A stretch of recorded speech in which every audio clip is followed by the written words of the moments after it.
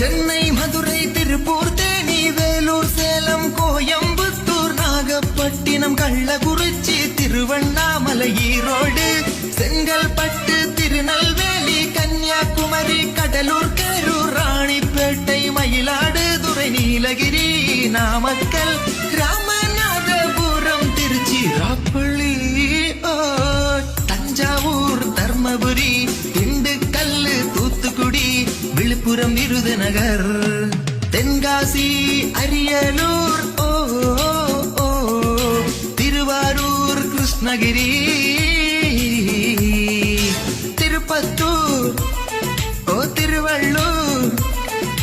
Perambalur, Sivaganga, Kanchipuram, Pudukkottai,